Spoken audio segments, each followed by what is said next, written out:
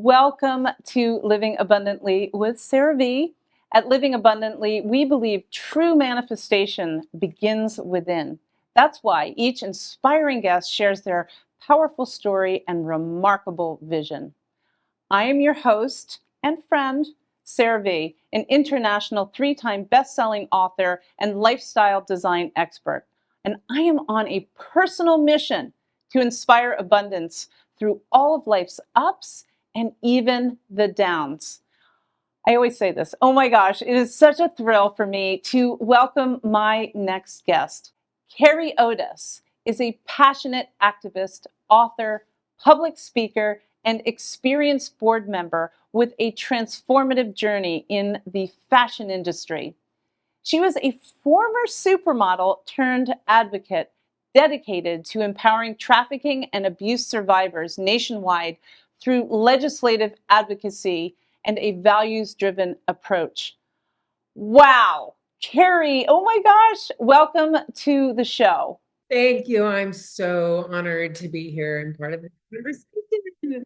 Your life journey really is incredible. I was really blown away after listening to your TED Talk, Reclaiming My Body and Finding True Love. I mean, I was so inspired by it, as well as reading parts of your book. And I know that there has been so many highs, as well as some really deep, dark lows.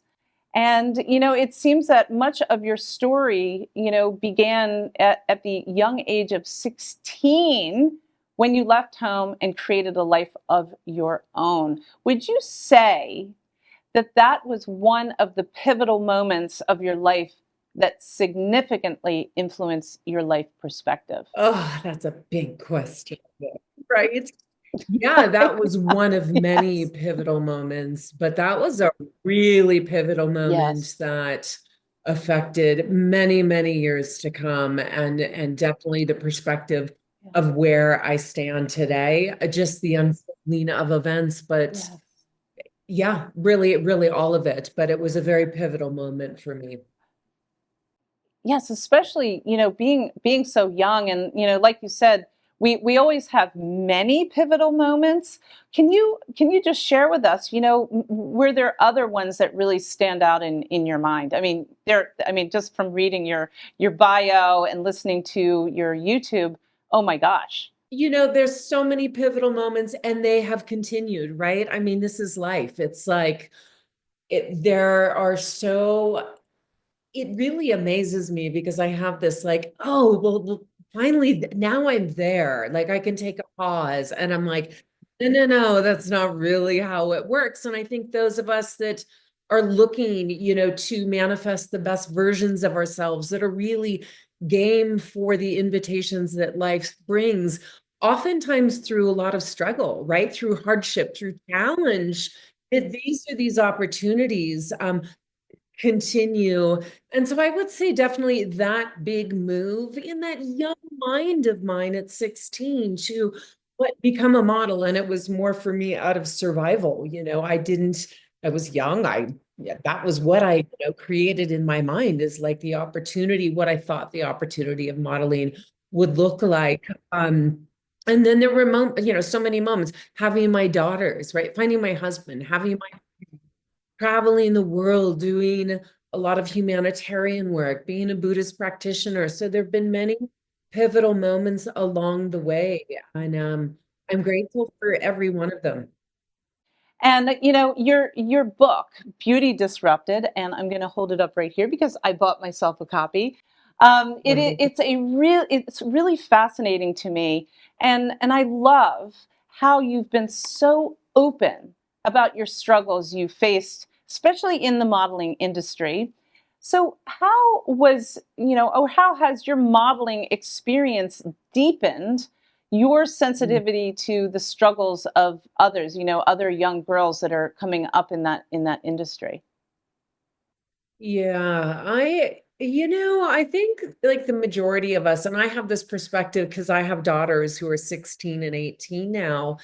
And you're living life. You don't realize your impacts on others. You don't really, I mean, you're just trying to figure it all out as you go. So things that might be out of the ordinary or say inappropriate don't necessarily land for you and your intellect because you're not in your prefrontal lobe, right?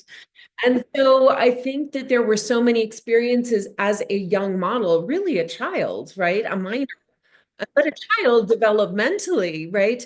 That you're in a very adult world doing your best to navigate what's being thrown at you, which in the industry, especially in those days, really, really wild, crazy adventures, and not having the worldly perspective or the wisdom that I now have, right? And so I can at this point look back at my experiences, and I've had the capacity to do this over the past, as my daughters have kind of come into that age where I was, where I have this like perspective of like, oh my gosh, you just a baby, right? And so even though, I mean, for me, I came from, let's just put it this way. For me, I have this perspective now looking back, and I also have, I am, what would you call it?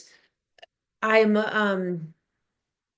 in the modeling industry, I've been around for what, 30, 40 years. Right? So I'm a veteran. Thank you. I'm a veteran of the industry, and I've had every single experience as a woman, like a white privileged woman, right? But I entered it at a point where I was really at a deficit because of my age. So I really see now, though, how problematic for so many different demographics of girls and boys, right? That the industry could potentially be for girls and boys that come from different countries and don't speak this language and don't really know the contracts that they're signing. So my perspective, at this point, is very broad and very practical and realistic in terms of what that workforce should be able to expect in terms of a safe working environment, and really what is continuing to be lacking in that industry in particular, which is why I do so much, advocacy around legislation and working to make change in that unregulated industry. I always say that the darkness or the traumas that we experience actually become our greatest teachers, and they can be, our light that we share to others.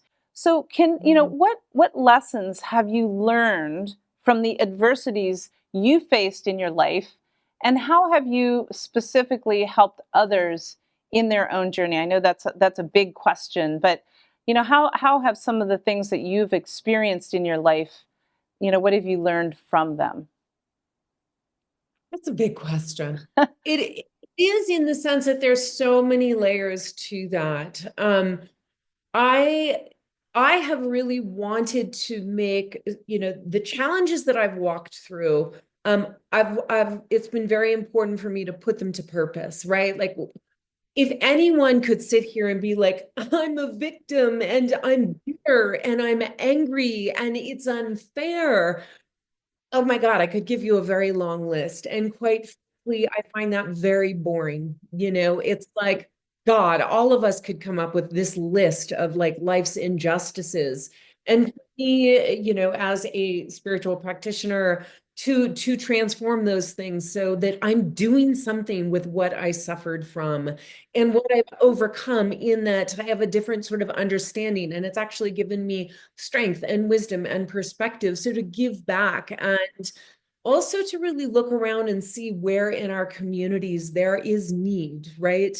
And to meet those needs. So perfect example within the modeling industry, because I have my own lived experience of industry abuses, right? To partner with or put myself up in front of um, advocating for change within that industry. Really, really important for me. And it goes into, you know, I'm somebody who really identifies, or it's been part of my very frustrating and exhausting journey of like my own hypocrisy. Where I won't swear, but full of it, right? Where is the hypocrisy. And certainly being a parent, and other parents can relate to this, it doesn't really work out so well is like, do as I say, not as I do, right? Like it doesn't work out. So for me, it's everything from how am I living my life day to day? And do I actually have ground to stand on through experience and transformation of hardship to be able to, have I walked through that pot fire in a place to actually advise somebody or gently point something out? And that's really an important principle in which I live my life is to not be hypocritical. It really fills me with so much joy that there are women like you changing the world. But as we wrap here, I would love to ask my final question to you is, what is one abundant word that best describes your incredible life right now? Not to put it on the spot or anything, but I mean, the first thing I thought of was like, just thrive. And thrive. Oh, I to love move that. from, right, so just we're surviving to we all deserve to thrive. Let's thrive. I love that. I will put that to you, to you, Thrive and Carre Otis. I love that. Thank you from the bottom of my heart for coming in and sharing this very important topic. And, thank you so much. Absolutely. Thank you. Have a beautiful day. Thank you. You too. And we will be right back, so stay tuned.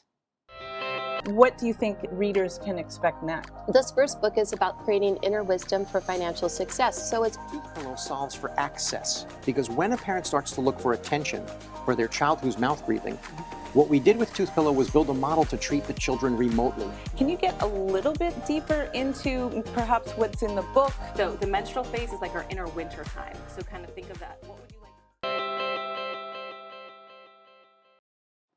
My next incredible guest is an author, activist, and artist, Mary Fisher. She tells her story of speaking truth to power while living with AIDS, journeying through cancer, and surviving a near-death experience. Not long after her own HIV diagnosis, she mounted a world stage in Houston, Texas, to address the 1992 Republican National Convention, where she stunned the assembled thousands and broadcast audience of millions with her speech, A Whisper of AIDS, and has been ranked, drum roll, as one of the 100 best American speeches of the 20th century.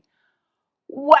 Wow. Welcome to the show. Incredible. Thank you for coming and telling us this incredible story. Thank you. Thank you for having me. Oh my This is gosh, great. it's my absolute pleasure. So you have a brand new book right do. there, yep, that I read is coming out at the end of April called Uneasy Silence. Can you share, with our viewers just a little bit about the book and who do you hope will read it? The book is my art. It's about my art. It's about my heart. Yes. And it is my story. It is basically a memoir, but I find that my hope is that everyone would read it. Yes. But also those that think that it's women need to be silent, women need to be quiet. Oh, and I have a problem with that one. Yeah, well, so Yes. I think standing up Yeah. and saying what you believe in Yeah. and be strong. Part of the book is also based on the fact that as a very wealthy country, Mhm. I was having trouble understanding how we didn't take care of each other, Mhm. how we don't feed our children, how we have such a large part of our country in poverty. And that Yes. was something that I dealt with in the book as well, because it's not just about having AIDS, it's about speaking for those who haven't been able to speak for themselves. But why is it that we don't seem to care, or we don't have the compassion and take care of each other? Can you tell us about the artwork that you feature throughout? What is your inspiration for the artwork that you use in your book? The artwork that I use in my book it's handmade paper basically, but it's made into a photo, like a photo that you can Yes. use in a book. And it is about people.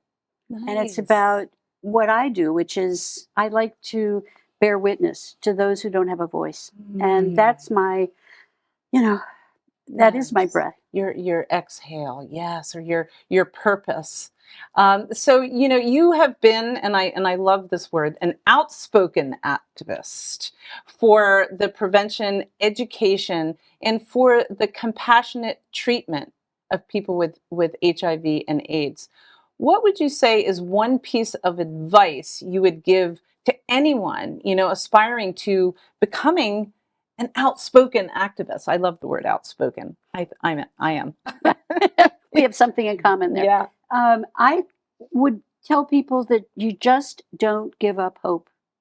Just don't give up hope. You Yeah. don't give up hope. You can't. Yeah. Hope is what will lead you to a better place. Mm-hmm. And an activist has to bear witness and tell the stories. Yes. And it's not always about your story, but it is how you identify, and you want to amplify other people's stories. Yeah. So do you think that, you received that advice from, maybe a mentor, but what would you say is the best advice that you perhaps received from, a mentor or anyone like that? What is the best advice that you received? Tell the truth. Mm-hmm. But why is it so hard for us to tell the truth and be, vulnerable? Well, that's part of it. Yeah. Being vulnerable and being open Mm-hmm. and being honest. Yeah. And I find that it's easier for me the older I get. Oh yeah. So I think that's part of it. Yes. But I do believe that hope is a big part of that again. Mm-hmm. But I understand, and one of my mentors, who is Betty Ford, Oh. she always said to me that just be very careful, because if you say it out loud or in public, you can't take it back. Mm-hmm. So it's about being careful, but certainly it's about speaking what your truth is. Yes. And that's what I would say. I always end of the show and this segment. What is one abundant word that best describes your life right now as an HIV activist, and more importantly, a beautiful woman? Oh, aren't you sweet? Yeah. I do believe that I live abundantly. Yes. But I think abundance to me is joy. Joy. Beautiful. Yes. Abundance to me is spirituality. Yes. Abundance to me is taking a deep breath and Yes. taking today as it It's comes. the simple things. I think we have it all wrong in our society, but I'm trying to, recreate what real abundance is joy and passion and love and wisdom and courage. Oh, Absolutely. maybe I should answer Now, my own. I'll ask you the question. Okay, well, thanks. Yeah, I just love this. I literally cannot wait to jump in and read your book. And I thank you from the bottom of my heart. Thank you so much for sharing your story. And this is so important. Thank you so much, Sarah. It's so great to be here. You're welcome. I'm so happy you're here. We will be right back, so don't go away.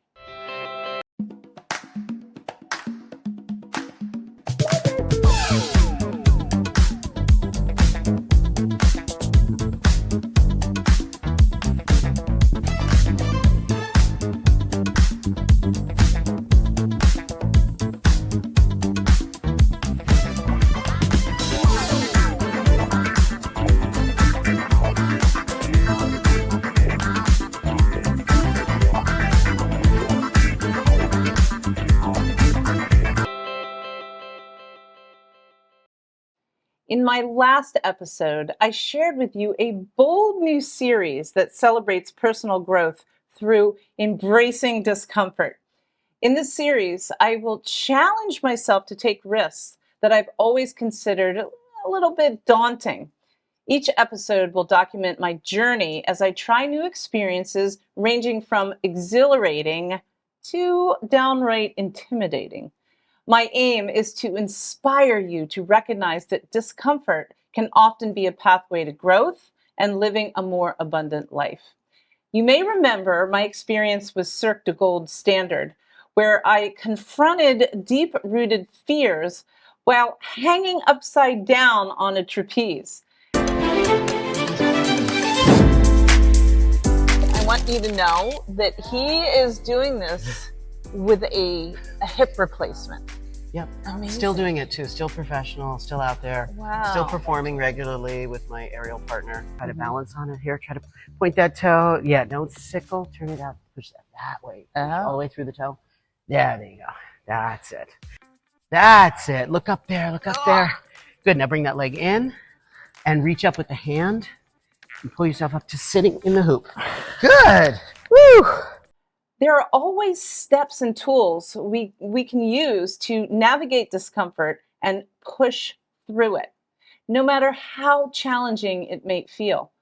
Today, I am thrilled to introduce a very special guest. She has been my coach and mentor who has been by my side every step of the way as I learned to confront my debilitating fears and step into some serious personal discomfort.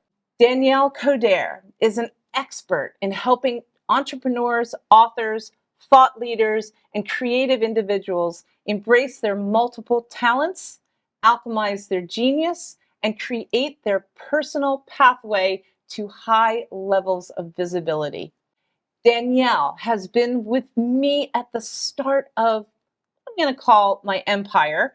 And with her guidance and unwavering support, I've launched 3 best-selling books, grew my audience well over 100,000 on YouTube, and now I'm in your living room with our TV show, Living Abundantly, with a 4.5 million reach. But that is definitely not how I started. So I'm excited for you to get to know the creative director of our show, Danielle Codere. Now you're in the hot seat, so welcome. Thank you. It feels so great to be here on this side with Yes, you. well, you I know you came on before, but you're on the hot seat now. So I want to start. It just makes me laugh.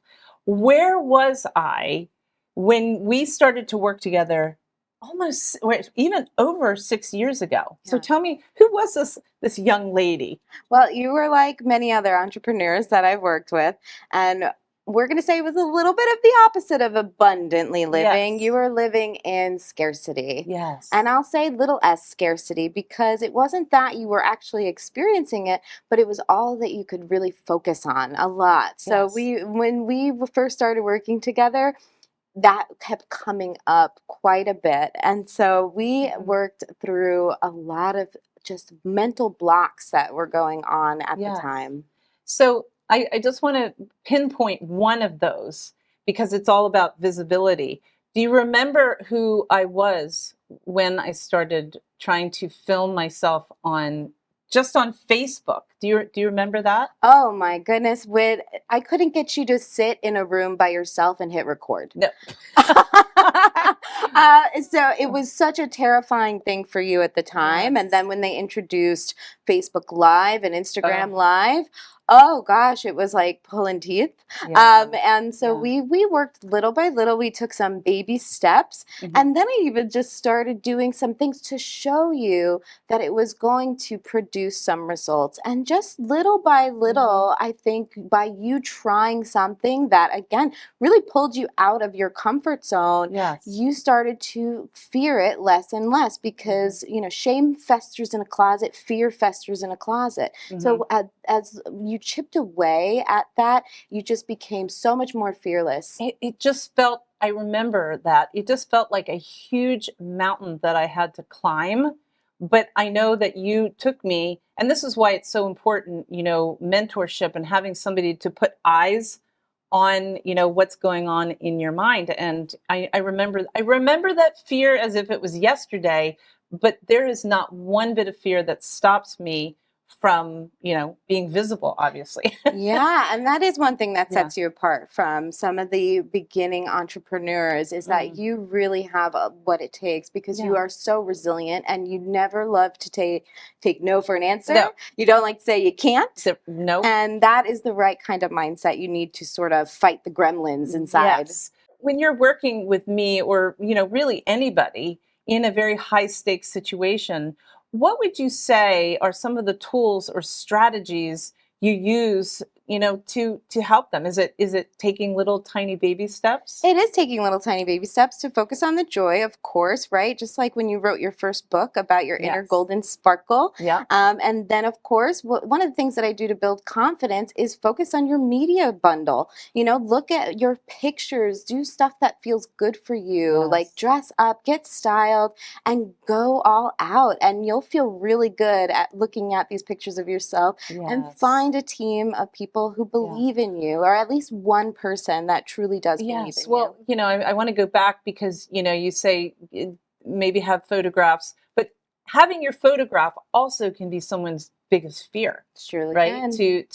So I love this, but I think that I've gotten so much from you in 6 years, but you really helped me to not bite off too much. Yeah.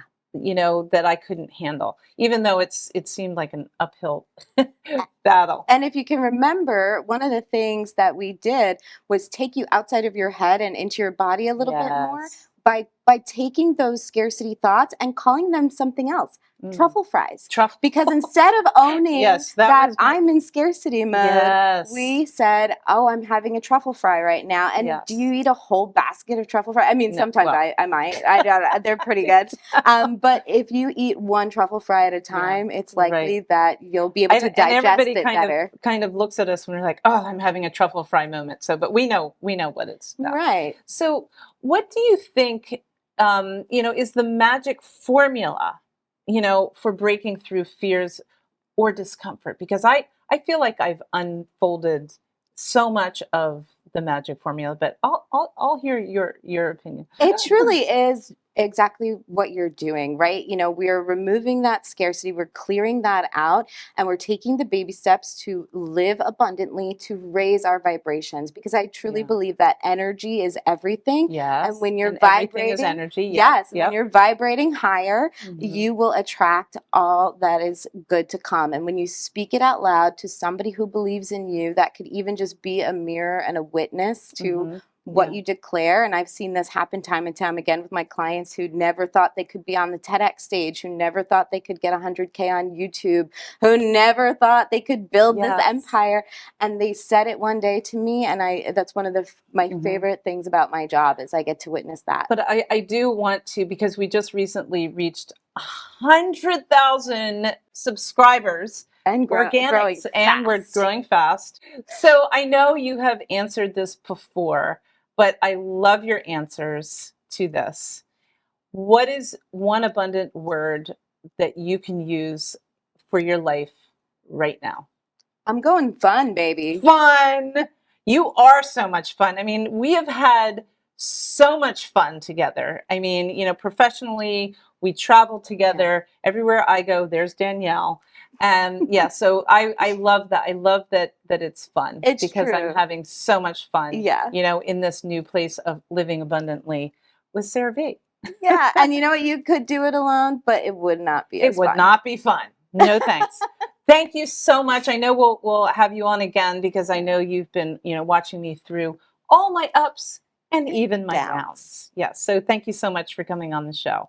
Thank you, Sarah. You're welcome. Thank you.